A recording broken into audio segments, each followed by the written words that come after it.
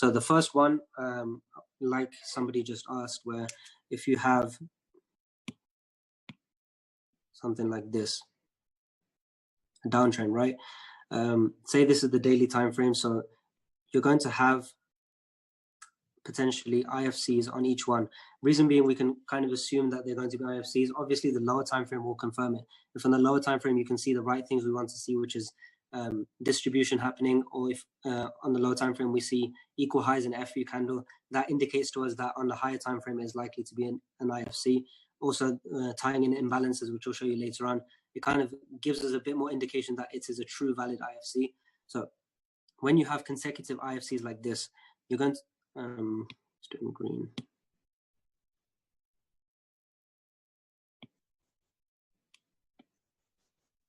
You're going to have I probably didn't draw this the best, but you're going to have a series of mitigations. Let's assume this came. So when you have a series of mitigations like this,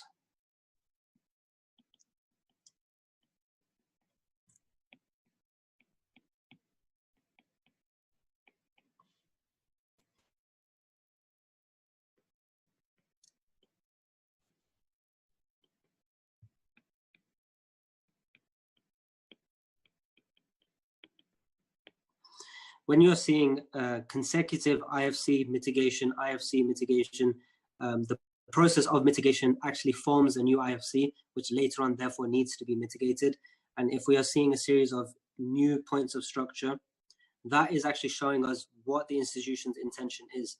We like to call this order flow.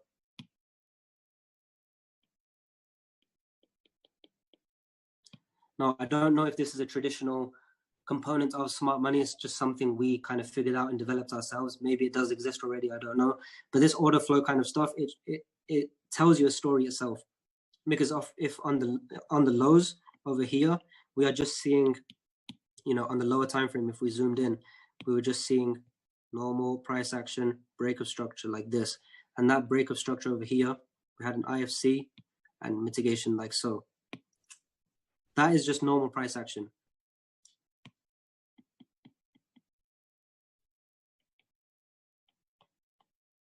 This is just normal lower time frame price action, and it's obviously a lower time frame break of structure leads to a higher time frame break of structure or a higher time frame movement. So if we are seeing consecutive healthy price action or normal price action on the lows, every time there's a new lower low, but every time there is a higher low, so here, etc. If we are seeing that these the things I've done in green, the IFC that are being formed, if they are a process of IFC mitigation formed by a new IFC, mitigation by a new IFC, etc., that is showing us that the directional bias of the institutions, the money being pushed is to this direction. So even if we were seeing, you know, this IFC being formed and that mitigated this previous one, and now we're seeing, okay, that is probably indicating to us that we have bearish order flow. So if I started to see some sort of accumulation here on a lower time frame, I would therefore in my mind be able to realize that this is probably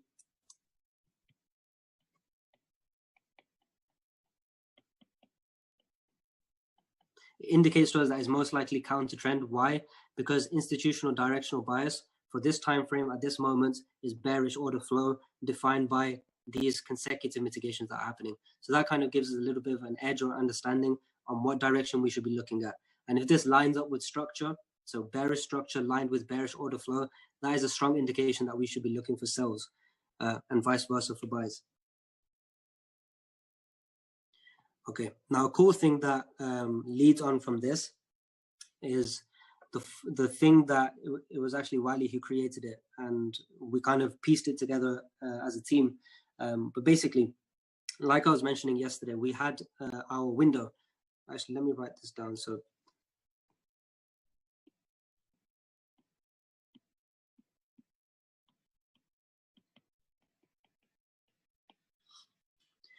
this is the key window we refer to. Obviously, look at it up on your local time zone.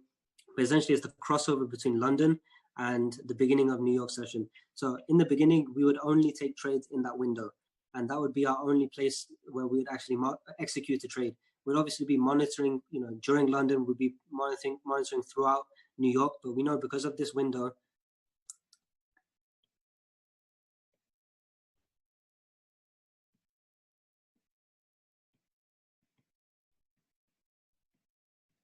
we started to notice that initially this wasn't a rule, that we were just trading freely.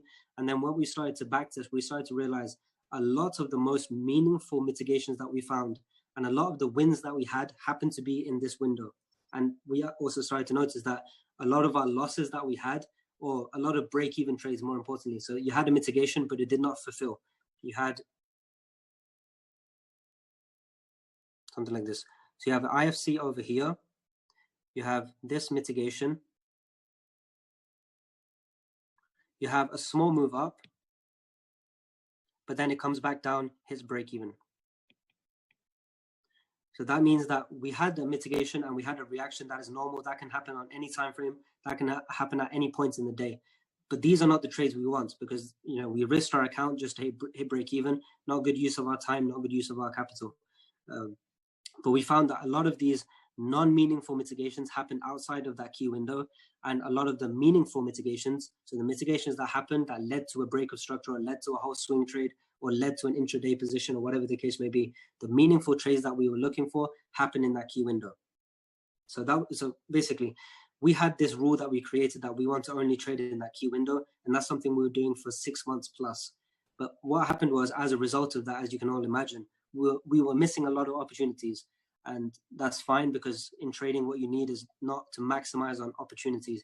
You need to have patience, and you need to have a plan, and you need to have a system. And then when things fulfill your rules, then you know that your risk is justified. You have, like I was saying yesterday, imagine you're going to a court and you're presenting a case as a lawyer. You need to have built a strong case for each trade you are taking, and it needs to be justified. It's not just you can see that it's going to play out and anticipate that. That is low level, and being a low level analyst. What we need to do is actually have a whole case in place and practice some sort of discipline. So having that key window is one rule that we had. But as a result of that, we were missing a lot of trades. Meaning, we saw we would mark something out on a Sunday, and on Tuesday London session, it came to that zone and we had the mitigation. Let's actually draw that out.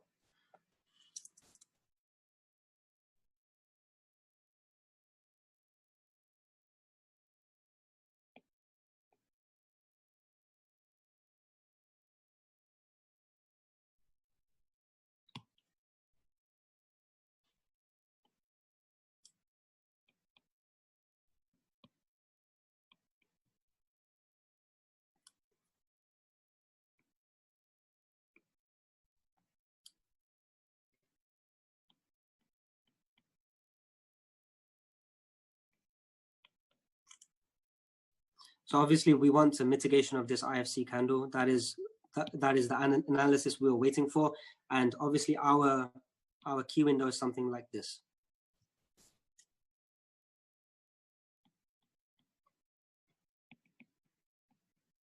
Whatever, okay. So what we would see is that we would have the reaction we wanted. It would come to the zone of interest. It would come before our key window, and then we would have the reaction. So when price came into our key mitigation window, the trade had already seemingly played out, and we were therefore thinking, okay, we've missed out on the trade. We have to obviously practice our discipline, and we will be happily missing that trade. But again, it's not something ideal, because this could be something we were waiting on for a couple of weeks. There have been times where we've been sitting on a trade, as in a piece of analysis, and we've waited over 1 month for it to reach that certain zone. It's actually something we've done in our telegrams too, where we publicly call a trade, and then it comes to that zone a few weeks later. So it's pretty frustrating where you see a great setup playing, great setup presenting, and it comes to your zone and it just comes narrowly and narrowly misses. So we was thinking, okay, how can we, still get in on the trade that is still sensible? Obviously, we never want to chase a trade, because that's where you're going to make mistakes, or that's where you're going to mess up your risk to reward, or that's where you're going to take unnecessary losses. So that's something we would never recommend. But we were trying to think, how can we develop a way that we can accurately enter upon a trade once it's already had the ideal opportunity? We've missed the ideal opportunity because we were not looking at our phones, we were not on the charts, and we were not in our key mitigation window, whatever the case may be. What can we do about that? So Wiley developed something, and then we tested it out. So that's what I'm going to teach right now.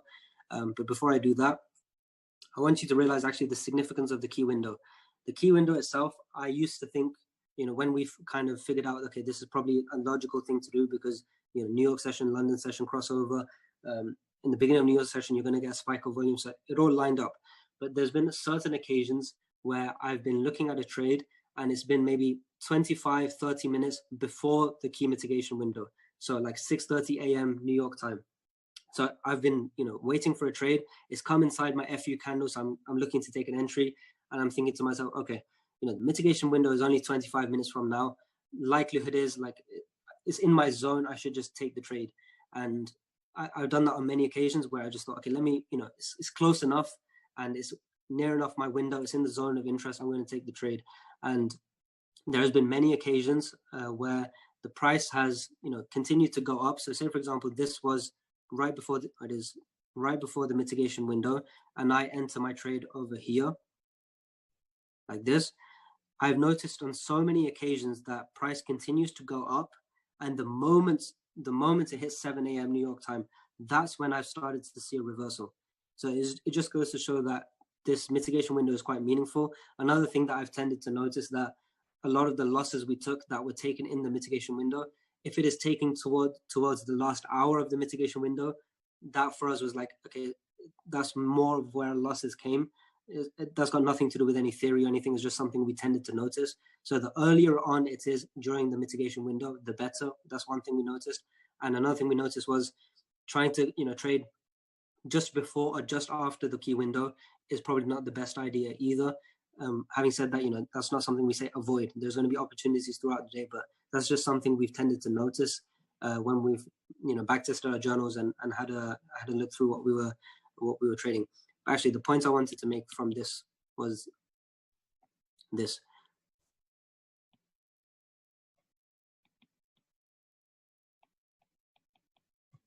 So we've missed our prime entry, and the reason we've missed it is either we were not on the charts and didn't see the opportunity, we didn't have an alert set, so we didn't actually notice, or it didn't fit your criteria of when you want to enter a trade. So for whatever reason, you have missed the prime entry.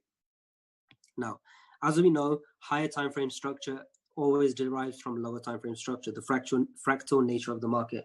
So any break of structure on the 4 hour is obviously going to be starting with a 15-minute break of structure, which obviously is going to be starting with a 1-minute break of structure. So structure is all consecutive. So what Wally and then we later on went to develop was called the banker block.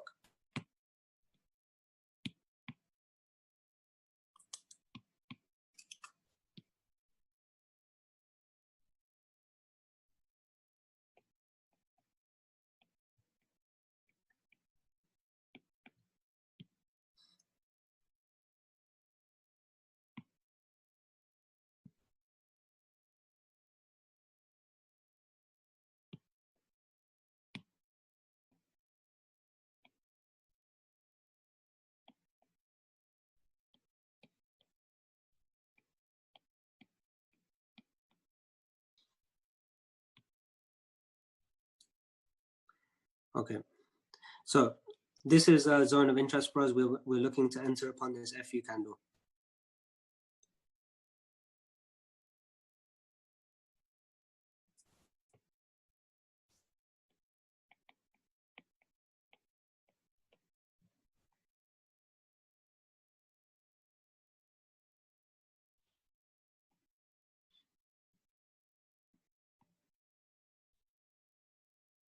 Okay, so if we are here now in this point in time, and that's where it's entered our key mitigation window, or we have just come to the charts and we've noticed that we've missed our opportunity, how can we re-enter on a trade?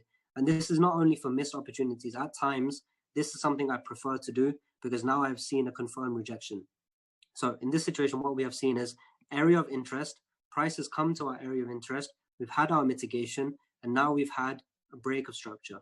So now what does that tell us? That we had a zone of interest that was looking for a sell opportunity, and on the lower time frame, the market has presented that sell opportunity and confirmed to us that there is some sort of rejection.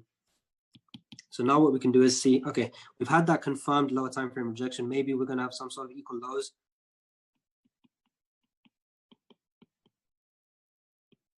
So that's fine, equal lows equals target. So now what we can see is that this over here, similar to the order flow stuff we were mentioning earlier,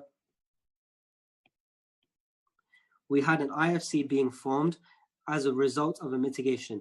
When you have an IFC being formed as a result of a mitigation, we call it a banker block.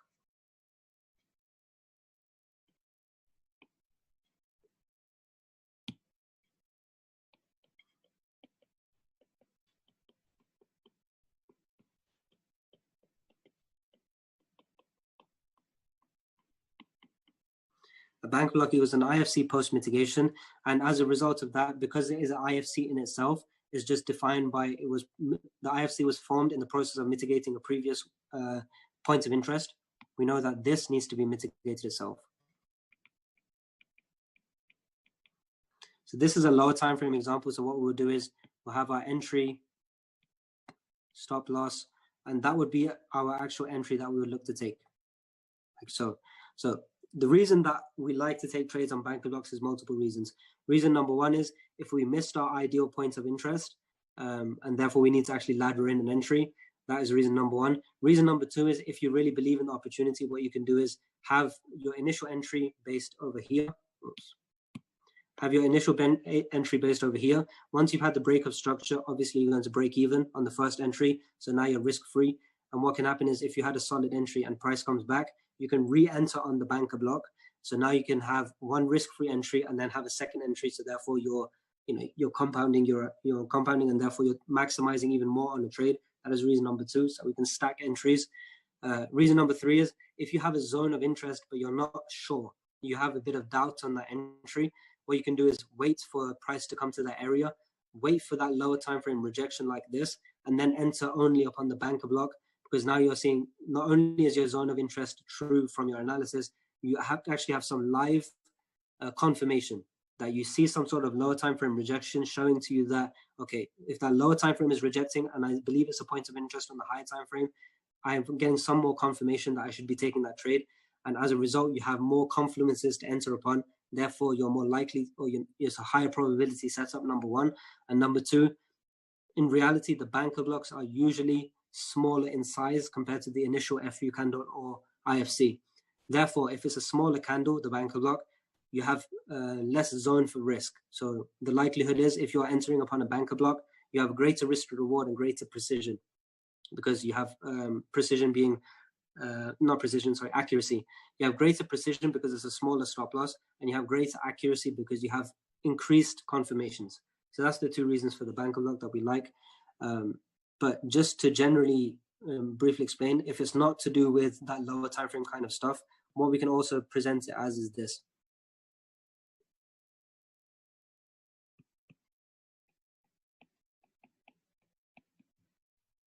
And say, for example, this is on Monday, and then that leads to, actually, let me,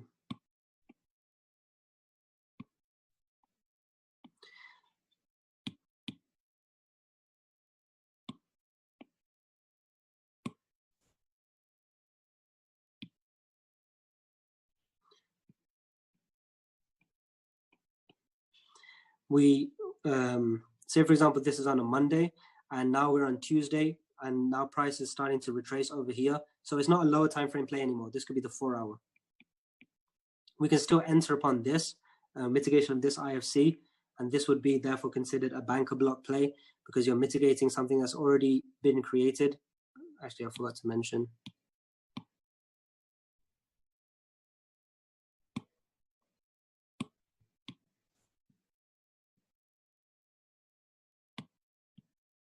So IFC number 1 over here.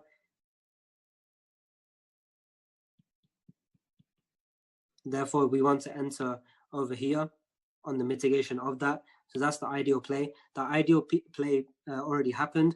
We didn't get a break of structure, so we're still valid. We're still valid to enter because our directional bias for this situation, we want to make a new low.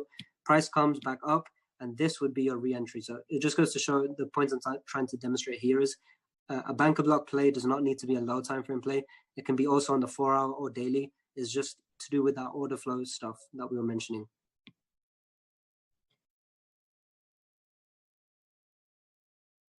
So we're getting IFC over here, mitigation, a new IFC formed, mitigation, new IFC formed,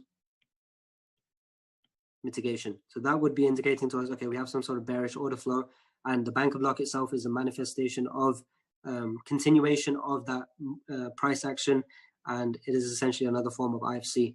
So this is something we kind of started to piece together maybe back in February, March this year. And to confirm that for us, if that's something we wanted to utilize, it's something we noticed a lot, that we didn't really have the concept of banker block in our minds. We just thought of them as, okay, we had a lower time frame break of structure, and therefore we want to enter upon another IFC. We didn't really term it the banker block at that point, but we noticed that we found ourselves doing that quite often, not just for if we missed an opportunity, but for rescaling in an entry or actually getting a better entry because it's a lower time frame entry. So when we started to do, we were doing that for a couple of months. We noticed that, you know, we are getting a lot of these things. Later on, when we discuss the momentum trend line, you'll see further what I mean by that and why we were doing that so often. But when we started to realize this was happening quite often and it presented a lot of times, then we started to backtest and we realized, okay, this banker block thing that we're thinking of actually has some validity and maybe it's something we should add into our trading plan. But that does not mean we just simply add it in. So what we did, or what Wiley did was, once we found in our experience that it was something true, and then we started to backtest it and found it was actually very true. Before we added it into our trading plan, what we did was Wiley opened a £1,000 account, and for the space of, I think, Wiley, do you remember how long you tested it for? You might have to unmute yourself. But I think we tested it for maybe a space. It's just around a month, I believe.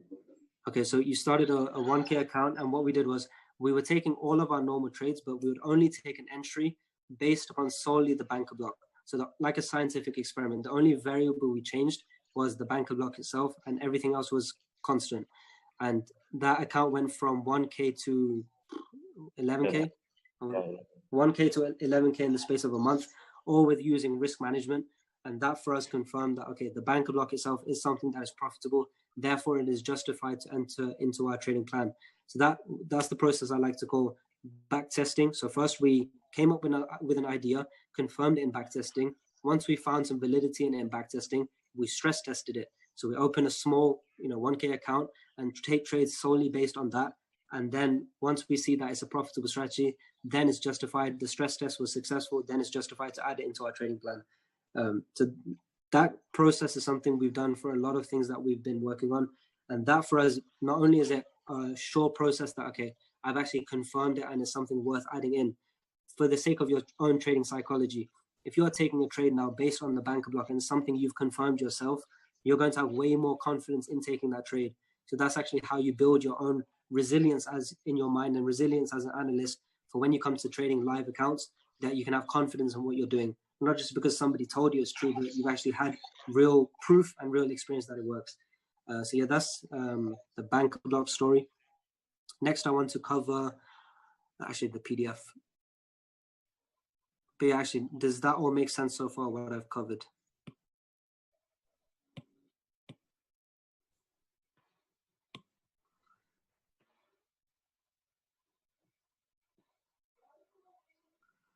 Yeah, I'll show you guys some examples later on.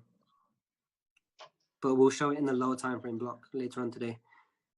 Would you recommend only trade banker blocks? No, I wouldn't recommend only trading banker blocks because sometimes the real opportunity happens on the real points of interest and not always a banker block presents.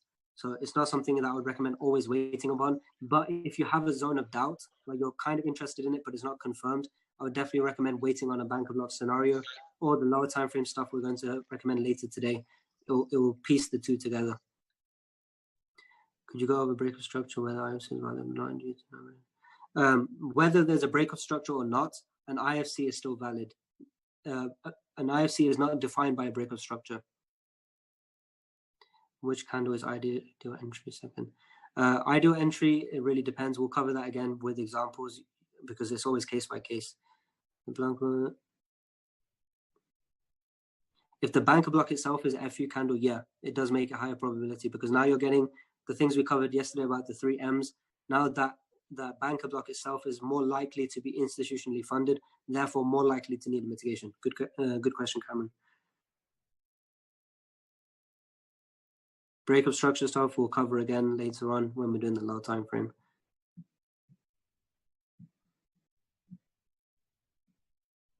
Yeah, you can look it up yourself. But simply look where New York session opens in your local time, and that will define it for you. Okay. A summarized definition of a banker block is once you have a point of interest, that point of interest can be an FU candle or an IFC. Then you see a candle that is formed and rejects and mitigates that initial point of interest. So you have a point of interest, you have a mitigation, and in that process of mitigation, a new IFC is formed. That newly formed IFC in the process of mitigation is something we refer to as a banker block. That can be on a higher time frame and a lower time frame, and that can be with or without a breakup structure. Hope that covered it. Yeah, it doesn't matter if there's a breakup structure or not. On the lower time frame, there will be a breakup structure. On the lower time frame, when we cover it, it will be defined by that. But on the higher time frame, not necessarily. Does a breakup structure have to occur? On the lower time frame, yes, I would say a lower time frame breakup structure is necessary to make a valid banker block. On the higher time frame, not necessarily, because of the complex pullback. So I don't want to give you a blanket statement and say you always need to wait, because of what Alex covered yesterday. You can still see an impulse as in move. Just because it's a complex pullback does not mean it's negated. Can you repeat one more time the definition? Yeah, I'll repeat it one more time. The banker block is, so you need to think of a scenario like this in your head. You have an initial point of interest. That point of interest is defined by either an IFC or an FU candle. Both are fine. Now, when you come to that zone of interest, price comes to that zone of interest a few days later, we have a mitigation. And that's a normal mitigation. When that mitigation happens, we see some sort of rejection. That does not mean a breakup structure. We just see price coming down. So we have a point of interest, we have a mitigation, and prices come down. When we had that mitigation happening, that initial mitigation happening, that formed a new IFC. That newly formed IFC also needs to be mitigated later on. So that newly formed IFC is what we refer to as a banker block, and that can be with or without a breakup structure. Banker block can be, banker block and IFC and FU candle, everything applies on any session time. It can be outside that crossover. It's just the crossover stuff is something we found a bit more likely, so that's something we prefer to trade within. But you can enter upon it and they're valid on any time frame at any point in the day, including Asia session. How many mitigations would it take to confirm a trend or higher probability? With regards to order flow, there's no like a rule that the more you have, the better it is. But generally, if you have 2 consecutive mitigations, that kind of defines it, just like a trend line. If you have 2 points of contact to a trend line, look at it as 2 points of mitigation defines that we have some sort of order flow. And obviously, the more that you see it, the more you're going to see that there is heavy bearish flow movement. But as is the case with the trend line, usually that third one is the one you want to be trading if you've already missed the first 2. Yeah, we'll show you plenty of examples of banker block itself later on. It's something very, very common. So it's not hard to, I don't have examples to mind, but I know that the moment I open my trading view, I can find a bunch of examples. Okay, I'll just do 1 or 2 more questions, then I'll carry on. After mitigations, is the point of interest no longer valid? Good question, actually, Francisco. If there is a mitigation and a point of interest, but that mitigation happened, let me actually draw that out.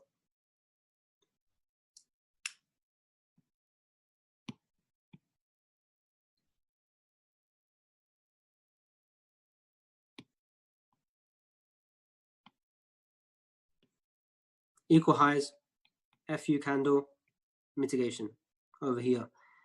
True that this IFC now or FU candle might be considered mitigated, but what about everything above? What about this area here? That is actually a very good question. That candle technically might be considered mitigated, but not the entire candle. So what do we do in that situation? Later on today, when we cover how we utilize imbalances, that will give you better clarity on how do we know if it's a true mitigation or not, or is the case this? Maybe we have a mitigation over here and we have a reaction and then price comes up and does this. That can happen too. And now this one might be your true mitigation. There are little things that we've noticed how to confirm that, because leading into a point of interest,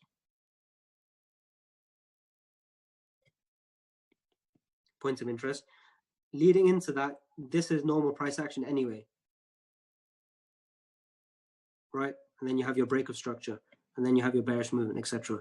So that is going to happen regardless of if it's mitigating or not. That's just how price moves. You're going to get normal, healthy price action, normal structure. So say, for example,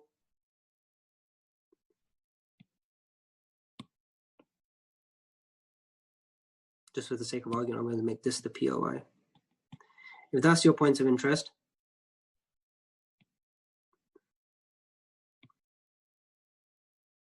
if you entered over here, you saw a small reaction. but that was not a sustained reaction. We didn't get the follow through. We just got a reaction, and then it continued up, came higher, mitigated properly, and then we had the break of structure and what we want. So we need to actually understand, inside our points of interest, where is valid upon entering. That's why if you go back through my Telegram and you went back to August or something last year, you're going to be seeing me entering simply on a 4-hour IFC or a daily IFC or a 1-hour IFC, and it's simply going to be the open price and my stop loss up here. And then therefore that whole area was my risk. That's something, if you go back far enough, you're going to see me doing. But more recently, if you see a trade and you find that entry on your trading view and you find this on the 4-hour, my entry is no longer here on the open. My entry might be over here in the middle somewhere, or somewhere seemingly random. And obviously it's not random, there's a reason behind it, but we start to understand inside the IFC what we need to be doing, or how to confirm some sort of rejection, or what inside the IFC needs to be taken care of. So that's what we're going to cover later on. But that was actually a good question, but that was a bit of a tangent. I just want to make sure everything's understood.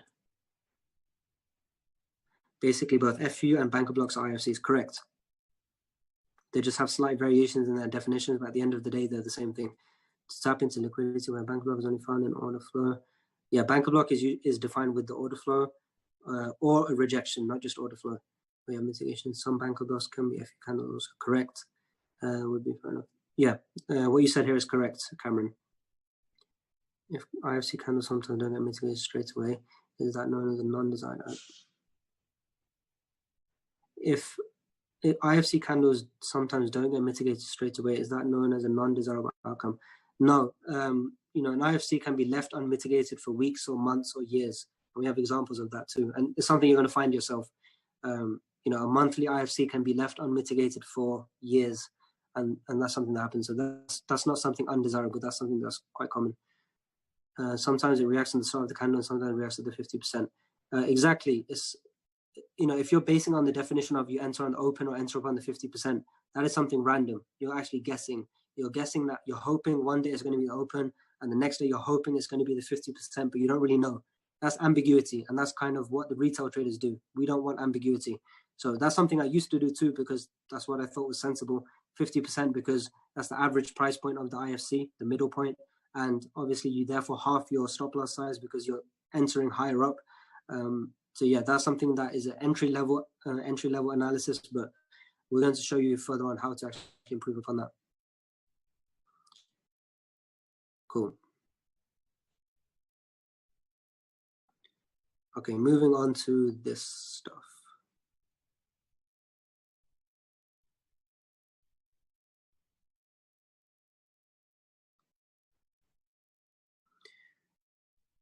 Okay, I'm going to, let's just start here. So this is, from the top of my head, I think it's USD CAD. It's an example I want to cover later on in detail. But what we can see here is equal highs, FU candle. What did that FU candle do? It took out the stop losses that were here. Those stop losses got taken out. And what else did it do? We had a break. That resistance now became support. So break, retest, buyers enter here, stop losses are over here, and they are looking for that. Break, retest, continuation. The FU candle had other plans. The FU candle came up, took out the stop loss of sellers, then took out the stop losses of buyers. So we have a normal FU candle. What do we know about FU candles? They need to be mitigated. The reason they need to be mitigated is because they are more likely to be institutionally funded. And that's what happens here. And inside here, what you're going to see is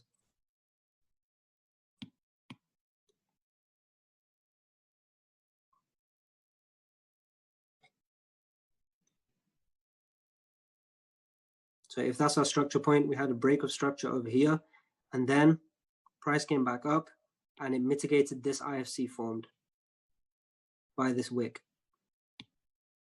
And then it confirmed the movement down, etc. So that's kind of the stuff we're going to cover on the lower time frame. But essentially, this was our initial IFC/FU. That's the initial one.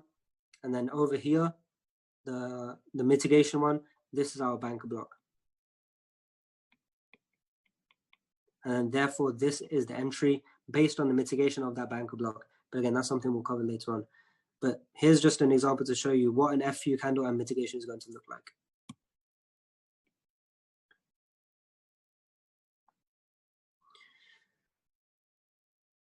Okay, I'll leave this stuff for now because it's a different teaching block, but the FU candle will take from that for now. The next one over here, we have a very similar example, pretty clean.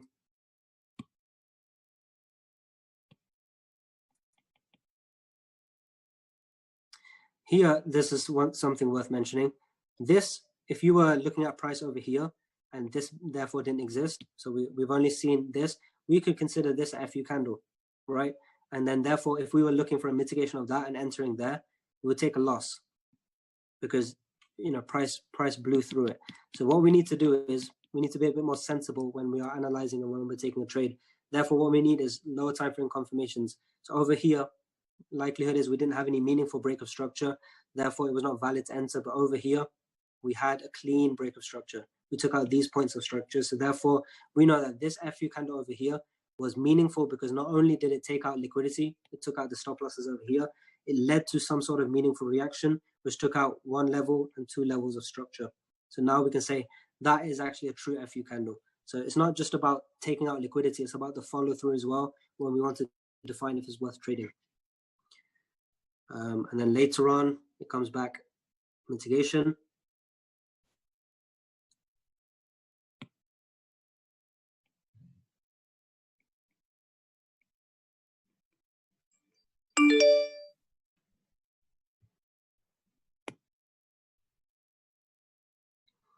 Okay, so we have the first FU candle. That FU candle is now mitigated. That process of mitigation forms something new inside here on the lower time frame, not in this time frame, which later on goes on to be mitigated. That is your entry of your banker block. This is actually a trade I took, and it's on my Telegram, and it was one of my first major risk to reward trades. It's USD CAD, I can remember. And essentially, it was the momentum trend line over here, which we'll cover later on. But yeah, that's one for later on today. But that's just showing you multiple concepts over here. And actually, let me just find a normal IFC for you all. Okay. This is your IFC zone. If we zoom right into it, we can see over here, IFC mitigation. That is not an FU candle or anything. That is just a normal IFC. And the reason we like it is because it had some sort of meaningful follow through before it came back down. Right now, just for the sake of arguments, let's just leave the definition. Obviously, I'm going to improve upon it. Let's leave the definition as the last sell candle before you buy. Therefore, the last sell candle before you buy is this.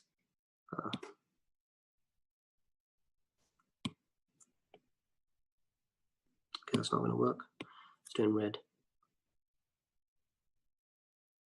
That candle right there is my IFC. The last sell before you buy candle before this bullish movement up. Therefore, because of that strong bullish movement up, and we can see how it is why it is a strong bullish movement, because we left imbalances over here.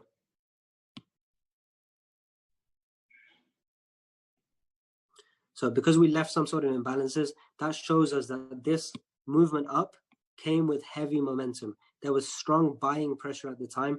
Who can cause strong buying pressure? Not retail traders. Only institutions can cause strong buying pressure. Therefore, if there is a strong buying pressure that leads to some sort of break of structure that happened over here, we know that the point that derived that movement is likely to be institutionally funded. What do we know about institutionally funded candles? Eventually, when price returns, they need to be mitigated. And that's what happened here.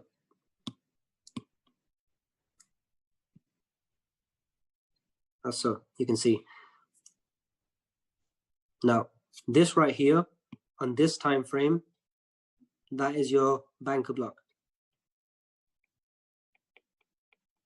On that time frame, and you can see it narrowly missed. We didn't actually mitigate it. It was narrowly missed. But if you came onto a higher time frame on the daily, for example, it would have hit. Now, how can we? That is one form of ambiguity. So I'm going to cover how we can actually understand a little bit better where we should be taking those entries. In this situation, because it's a trade I took. I remember over here on the lower time frame, when Alex covers it, we had a lower time frame accumulation, so therefore I knew it wasn't going to come all the way down, and I actually entered upon, we had the spring over here, I entered upon the test. Again, we'll cover that later on, but there are multiple ways to address these problems that we will all face because they're common questions. Another example here, 1 touch, 2 touch, 3 touch.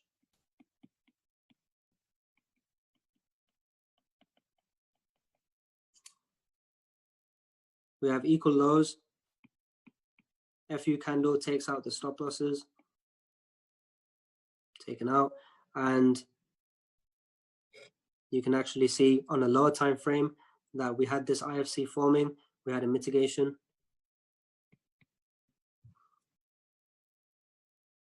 And I remember this as well, this is GN, and later on price came back in the future over here, and it tapped into something here. So again, we'll cover that when I cover GN. But it just goes to show how you can enter on the lower time frame on a banker block after an FU candle. Reason being is because we had equal highs. So we have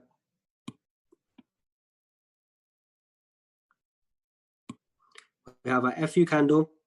The FU candle leads to break of this minor structure on the lower time frame. That is a break of structure over here, and leads to equal highs.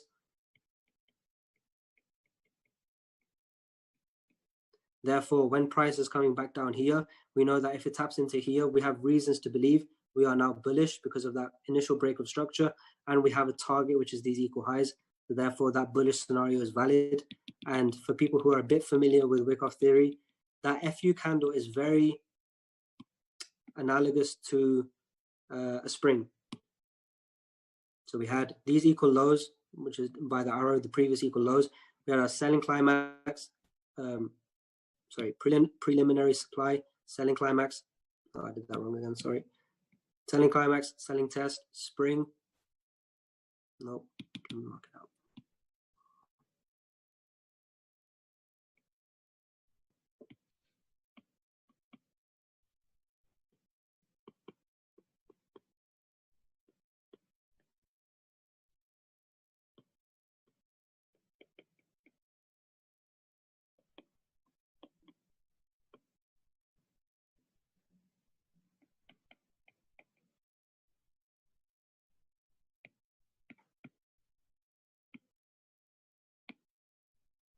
So we can see actually how smart money concepts and wick-off theory complement each other, where we can see the same factors of both schools of thought kind of saying the same thing, and therefore we can enter upon it a bit differently. When we cover wick-off theory, we'll show you how the theory differentiates from what we do when we apply it.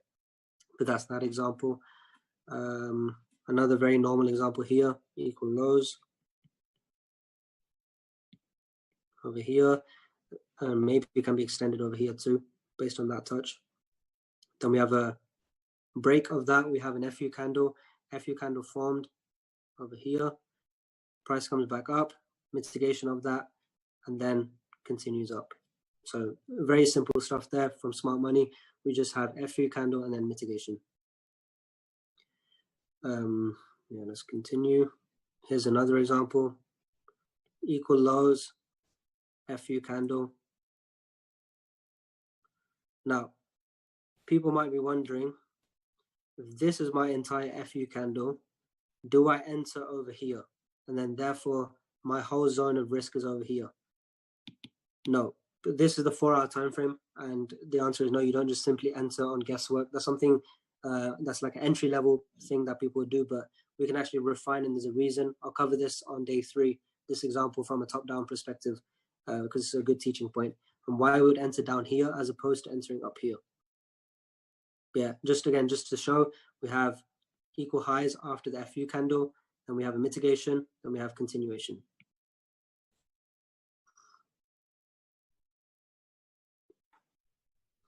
Okay, this is our refined IFC.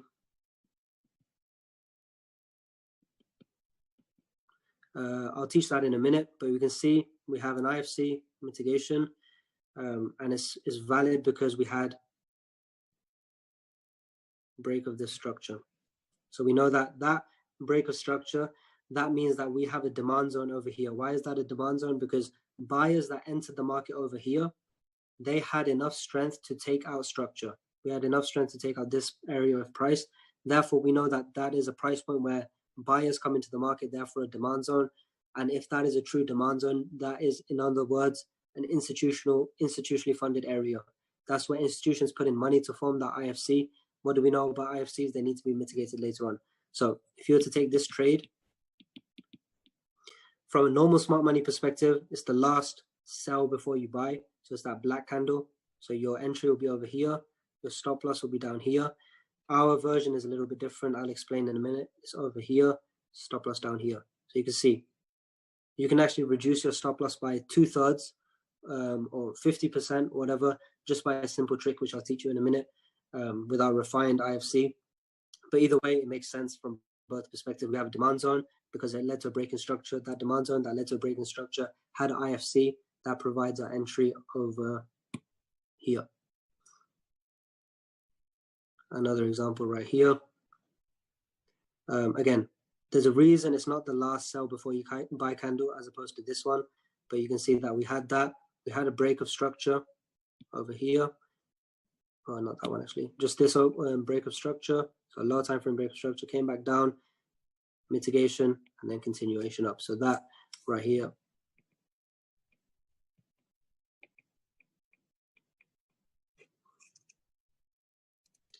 Okay, let's see if there's any more examples. Okay, this is an interesting one. Actually, what I'm going to do is, because I just keep saying I'll say it later, I'll just say it now. Let me teach you what the refined version is.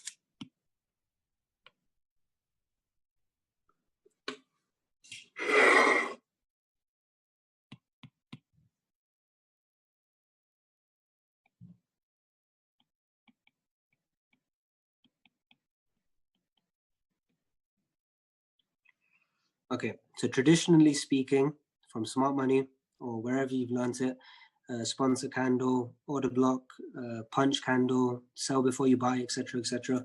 All of them are the same thing, but our version is a little bit different. So traditionally speaking, what you're going to be taught is, so in a buy scenario, we have price moving up, and then we have that movement down, etc. So we know that this is our IFC.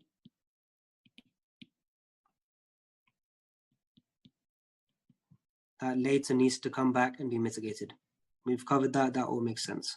And your stop loss will be up here. Now, our variation is a little bit different, because if you were to zoom into that, what if you have a scenario where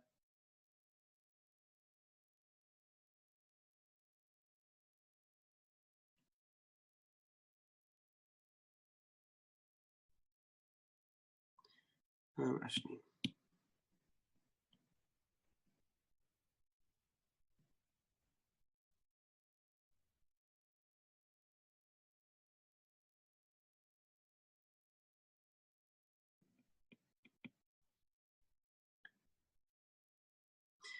normally speaking, this would be your IFC over here. Why? Because you had the IFC, and then you had a sell candle, and then you had another sell candle, and then the move presented. So that would over here be your IFC. This will be the one you trade. Now, that's fine, because in this situation, you would get tapped in. But our refined version is this. Oops.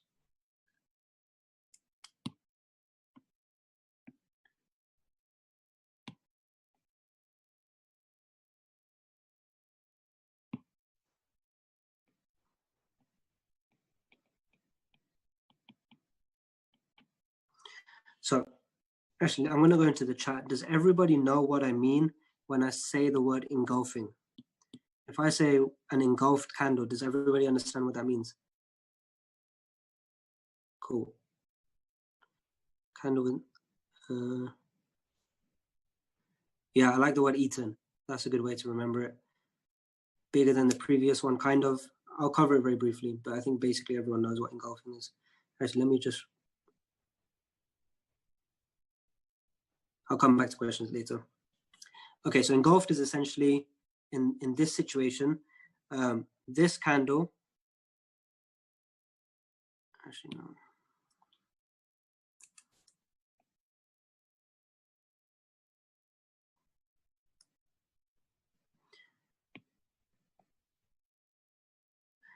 Candle number 1 was engulfed by candle number 2.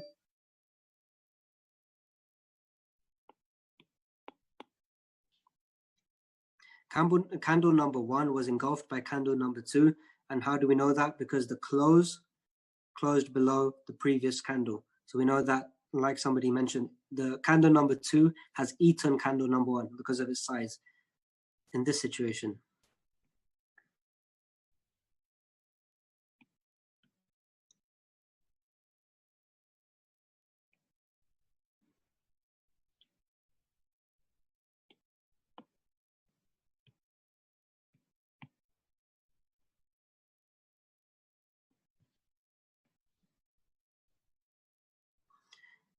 Candle number 1, has it been eaten by candle number 2? Because, okay, the close has, but the wicks have not.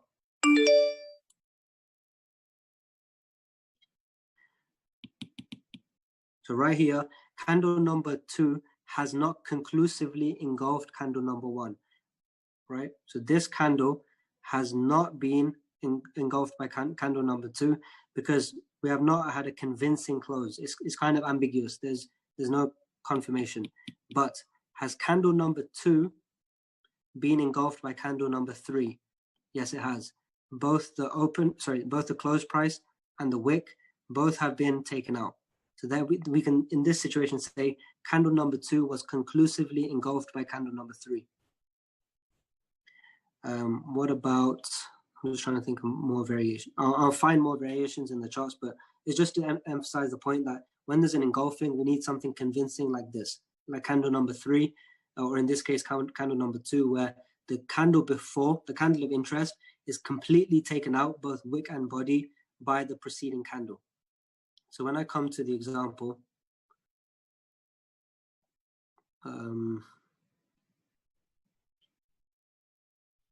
over here,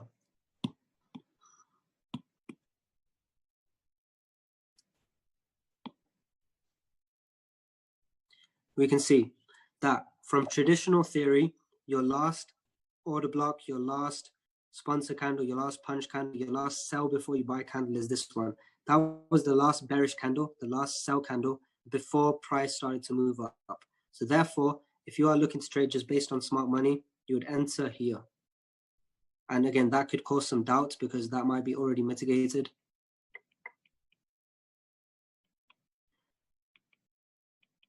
But either way, if you were to take that trade on a higher time frame, you'll be looking to enter over here. And your stop loss was defined also by that candle. Therefore, your stop loss is down here. And, there's nothing wrong with that. You got tapped in, it didn't hit your stop loss, you still got a reasonable risk reward. But the refined version is over here. So we are not looking at the last sell before you buy candle. That is what most people teach or everyone teaches.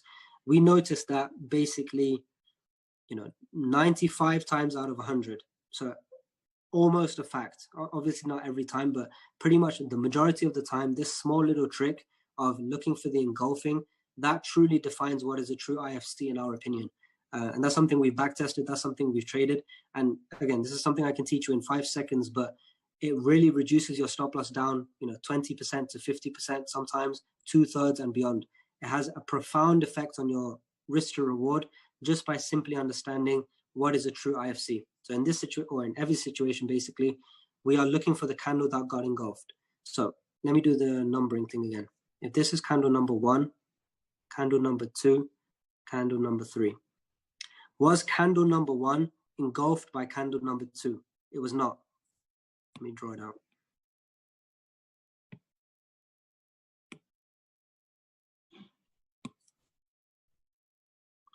Candle number 1 is over here. That's the range, right? Candle number 2 is still inside that range. There was no engulfing. Candle number 2 did not eat candle number 1. So therefore, I cannot confidently say candle number 1 is an IFC. I cancel that one because there was no engulfing. So if we are talking from a logical perspective, what is the reasoning behind that? we'll dig a little bit deeper. If candle number 1 was truly an IFC, then why was the following candle not an institutional push?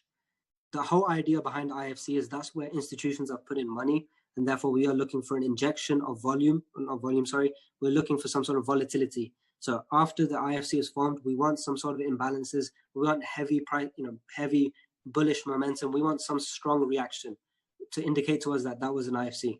Right over here, candle number 1, the following candle was actually smaller, and even though it was a bullish candle, that does not mean it was a successful IFC.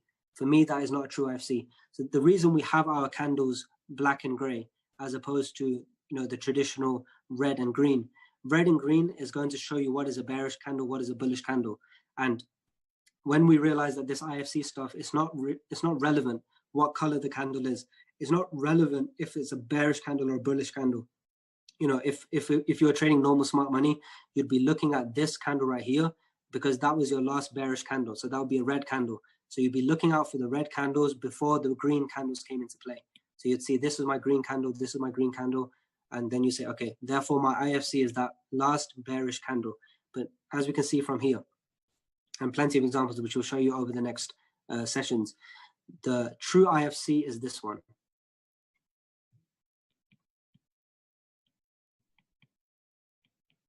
The reason is a true IFC is because candle number 2 was conclusively engulfed by candle number 3.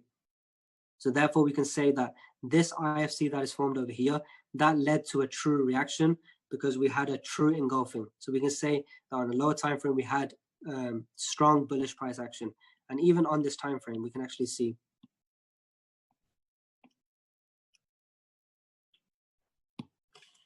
candle number 2, that's the range, and then candle number 3 moves heavily bullish, and then candle number 4 leaves that imbalance there.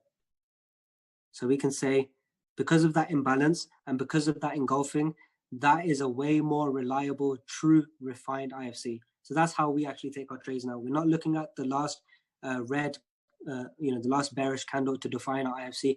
We're actually looking for that engulfing. I'll improve upon it later on as well, and how we take it one stage further. But for the time being, just realize that you should probably also change your candle colors to black and gray or whatever neutral color you want, just so you don't get confused or influenced by the color of the candle, because we are not looking at the color of the candle. It's irrelevant if it's a bearish or bullish candle. Rather, we are looking for the nature of that candle.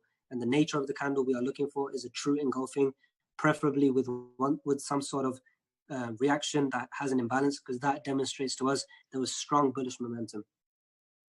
Does that all make sense?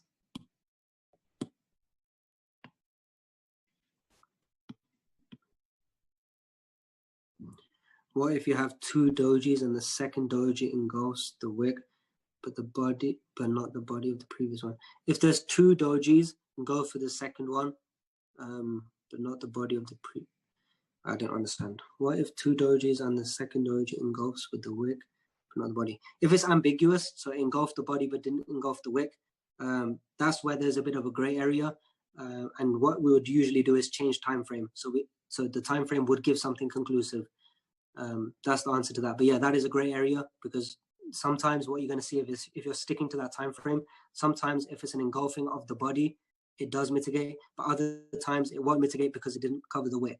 So that is a small gray area, and the best advice we can give to overcome that is change the time frame until you find something conclusive. I thought all the body has to be eaten. Yeah, the whole body and preferably the wick as well. Yes, on any time frame, Lawrence.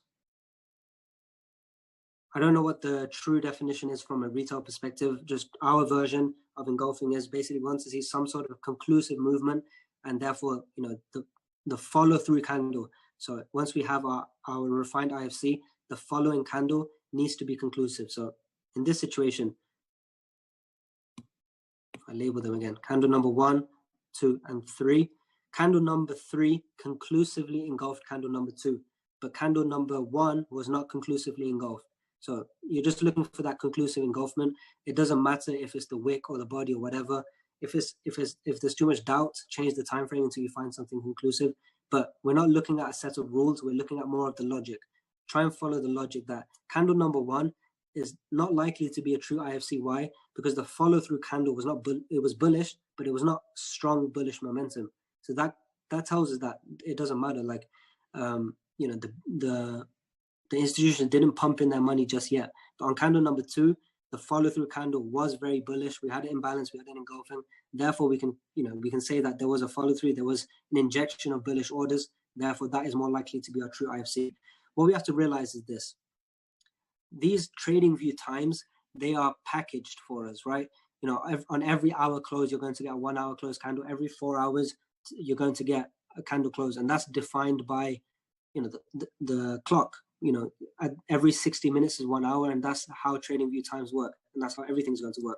But price is not bound by time like that. Price is not, I don't believe price and time are correlated in the sense that we are taught. For example, you might have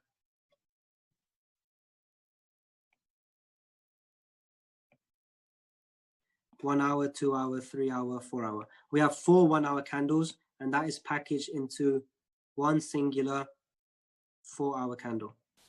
But what if my IFC of interest was formed over here? It was formed in the space of 1 hour also, but it happened between 11:30 and 12:30. If I'm to look at it based on the 1 hour time frame, I'm going to see half of it here, and I'm going to see half of it here.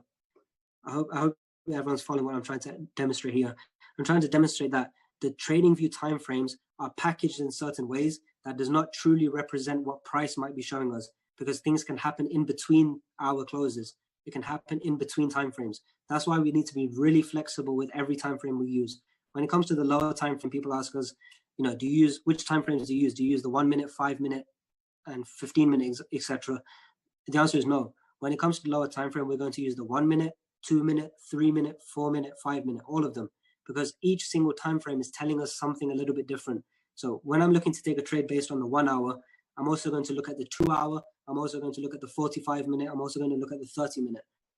We need to be flexible between all time frames to find the things we're looking for. For example, the engulfing. So the 1 hour time frame might not show a conclusive engulfing, but if you jump down to the 45 minute time frame, you might see a conclusive engulfing. So therefore, you take your trade based on that, because, you know, the data on the charts is not happening. You know, the institutions or whatever, they are not conveniently packaging these things for us based on trading view times. You know, an IFC might be formed in 8 minutes. And if you're looking at the 5 minute time frame, you have not got the full picture. Or if you're looking at the 10 minute time frame, you've still not got you've got too much. You have got too much data to what you need. But if you're remaining flexible and fluid between all of the time frames, you're more likely to see what you need to see.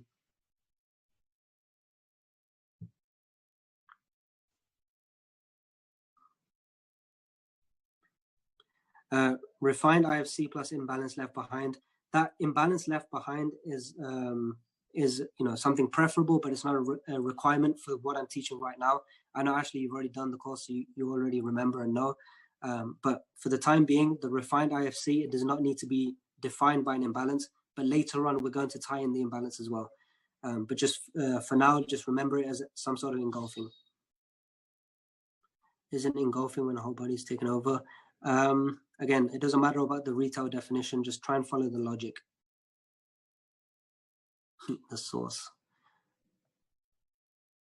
Okay, if you don't get it still, when we cover more examples, you'll figure it out. And if not, we have the follow-up sessions. So you can scale down timeframes to find the refined IFC. Correct, Leon. We want to, you know, jump between timeframes to find the thing we're looking for. Are you looking at the imbalance left there? That imbalance left there added to my argument, but it's not a necessity. We'll tie in imbalances later on. In the example you gave, the open of the lowest down close candle still gave a good support for a decent run up. We'll cover that one again, Grant, because I don't remember what you're referring to. So that's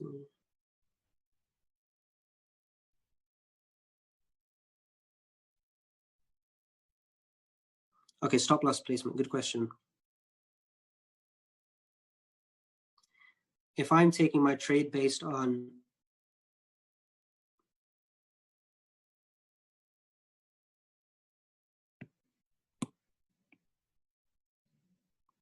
if I was taking my trade based on the normal IFC, the last bearish candle, so candle number 1, our entry would be here, or the 50%.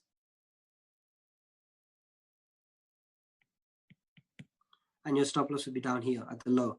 So if you're not taking the 50% entry, and this goes to show, by the way, why the 50% entry works at times. Whoops. The reason the 50% entry works at times is because of the imbalance stuff I'm going to teach you later on, or because it comes to a true IFC. But coincidentally, it looks like it hit the 50%, but 50% has no actual bearing. What does the 50% actually mean to an institution? It doesn't mean anything. There's nothing correlated with price right there. You know, it's convenient, it works at times, but there's no fact behind it. There's no logic behind it. We are looking for that precision or logic of why that 50% works at times, and other times it's just the open price, and other times it is the 50%.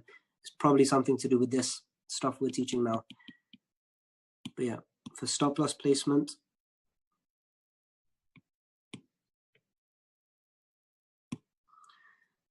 if we are taking the trade based on candle number 1, our stop loss will be down here. If we're taking the trade on the refined version, you'll have your stop loss here. So you'd have a change stop loss and you have a change entry. Now, I don't want to give you a blanket statement right now and say that's the rule of thumb, because it's not. What you need to actually do is, because the difference between here and here might be 2 or 3 pips. It might be something irrelevant. So you don't want to be, you know, taking a loss on a trade for the sake of 1 or 2 pips because you were choosing these stop losses. So how can we confirm which place to put your stop loss? If it's on a daily time frame and the difference is 5 pips, go for this one. Go for the stop loss over here. But if it's on the 5-minute time frame and the difference between the two is 0.5 pips, I will just, you know, be on the side of caution. I'm just going to increase my stop loss by 0.5 pips or 1 pip or whatever, because it's not worth the risk. You don't want to be greedy in that sense. But if you want some more clarity, what we're going to do is this. Let's zoom into it.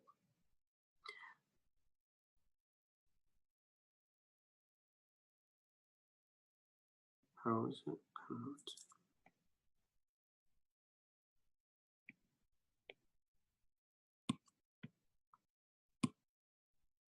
I'm going to exaggerate it a little bit just to emphasize the point. So this is candle number 1. This is candle number 2. Say, for example, we're seeing price like this.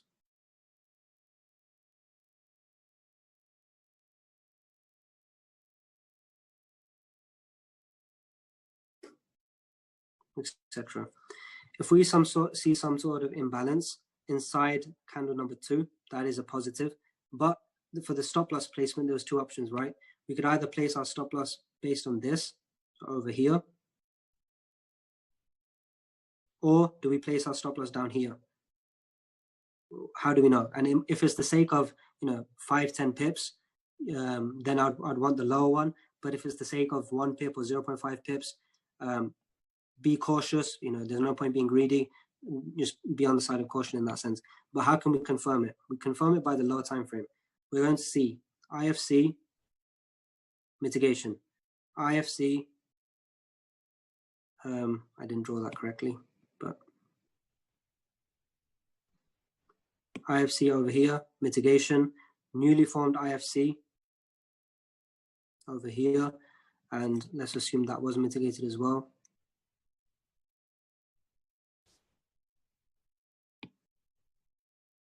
So what are we seeing? We are seeing IFC mitigation, IFC mitigation, IFC mitigation.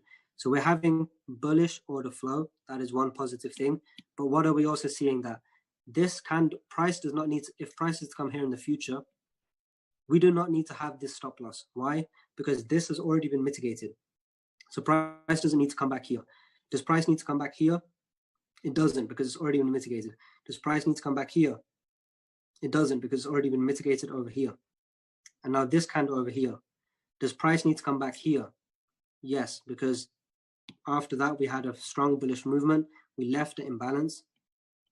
So therefore this candle right here does need to be mitigated. So therefore we need to have a stop loss that accounts for this candle, but doesn't need to account for these candles because they're already mitigated. So that is kind of when, you know, you need to look with things like with a microscope and actually understand where are you logically placing your stop loss? That's why I didn't want to give you a blanket statement and say, just place your stop loss over here or place your stop loss over here. I'd say a general rule of thumb, you're safe if you're doing it based on the true IFC, but you need to confirm it with the lower time frame and see, is there a reason why you wouldn't extend it? If there's bullish order flow and everything is left mitigated, then price does not need to return. So you do not need that, larger stop loss. But if there was this candle right here that was not mitigated, then you would need to extend your stop loss because there is a possibility price comes lower. So you just need to, read the lower time frames and see, is everything accounted for or is there things unaccounted for? If there is things unaccounted for, increase your stop loss because that means there is a possibility price is going to return.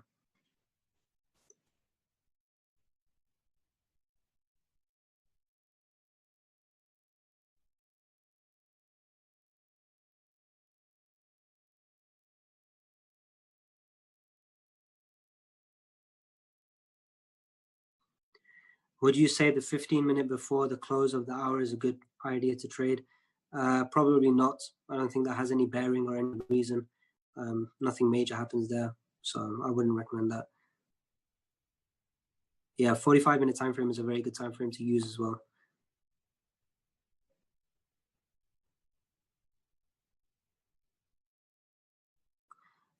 We'll cover this on, if you're looking at so many time frames, how will you know? When we go through examples, we'll explain why we disregard some and why we take others into consideration. Yeah, if you have an IFC and no break of structure, it is still valid, correct?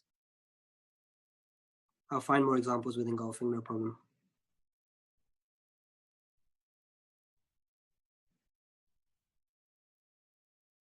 Stop loss stuff I covered. Wow, awesome.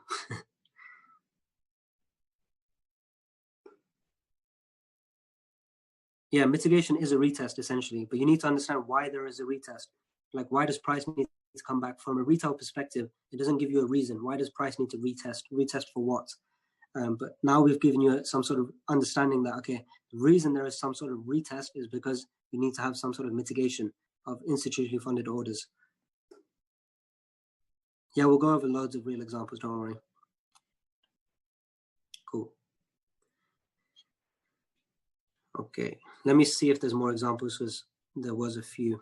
Okay, this example here is GN. I will cover this in detail and why we didn't enter over here and why we entered down here. You can see over here, because this is a 4-hour time frame trade. If you were to enter, especially because it's GN moves a lot of pips. Over here is likely to be 40 to 50 pips. Over here where we entered, I think that was 15 pips off the top of my head. So you can see your risk to reward was increased by a factor of 4 just by understanding what a true IFC was. The answer to this one on the 15-minute time frame, that was the true IFC with the engulfing. But let me find some better examples.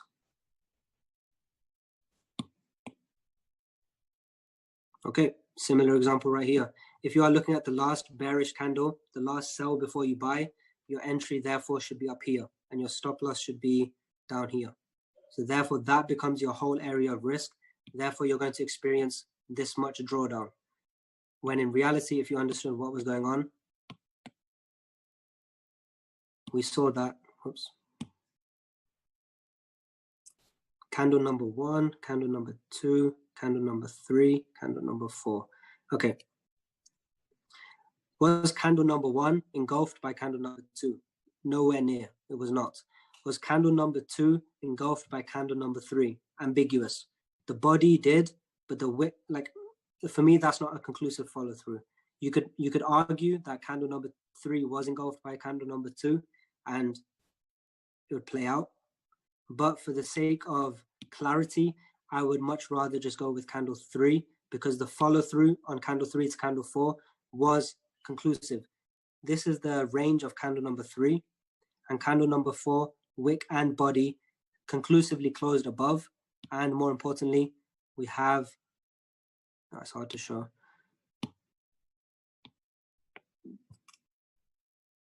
We have an imbalance. I hope everyone can see that. So candle number 3 was engulfed by candle number 4 and left an imbalance. So that's why I preferred it over candle number 2. And candle number 1 is out of the question. That one doesn't make sense.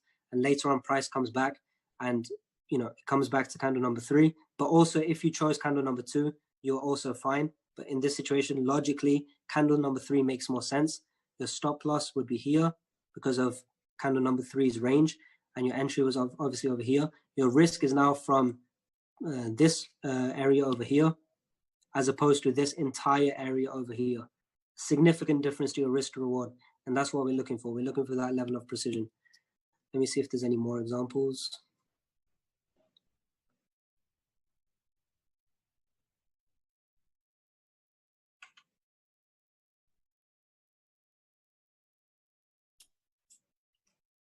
Waka, I think it was one at the beginning. The one that had the Yeah. big handle at the top. No, the other one. I'm just trying to see if I can freestyle some examples because they are all over the place. Yeah. But yeah, I remember there's one at the top. Cool. Oh no, we're at the top. Ah, here, yeah. Yeah, the difference. We can see that we're looking at the candle that was engulfed. So if this is candle number 1, candle number 2 conclusively engulfed, and therefore that was your mitigation. But if we're looking at the definition of last bullish candle before a sell, this would be the candle of interest. So would you have been entered into the trade? Yes. Over here, you would have been triggered, but your stop loss would need to be all the way over here. Therefore, your zone of risk is all of this, whereas our zone of risk and stop loss, so we would enter in the same place, but our stop loss would be over here. Therefore, our zone of risk is here. So quite a significant difference by a factor of 3 or 4 again on the size of your stop loss. Therefore, your risk to reward is increased by a factor of 3 or 4 just by knowing this. So a very, very significant thing. This example here is the same from traditional to what we would do, because this candle number 1, is engulfed by candle number 2, and it happens to be the last bullish candle before a bearish movement. So that's equal either way. But this would actually be a banker block.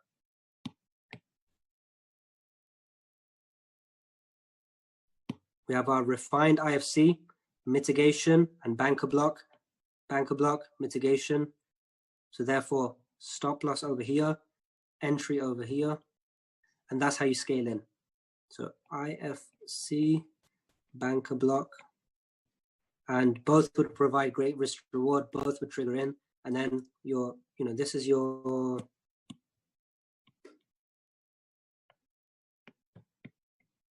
risk. All of this is your reward. Just by correctly understanding these candles, it has a great impact on your risk reward. But yeah, when we go into live charts, because of the examples we're going to show, obviously we're taking trades actively doing this. So when we cover our live examples, you're going to see plenty of examples of us doing that. Okay, let's leave it there for now. Covered. Alex, was there anything else I needed to cover in this block? I forgot. I think you're good. Yeah, okay. All right, guys, does that all make sense up until now? Yeah. Stop loss on the wick of the candle or below the wick, like in the... Okay, what you need to do is, technically speaking, you need the stop loss exactly where the wick of the candle is. But you also need to factor in your spread. So what we would just recommend do is just slightly below the wick to account for spread. But if it's a true IFC, it shouldn't come all the way back down to the bottom of the candle, because what will that do? That's going to leave equal lows.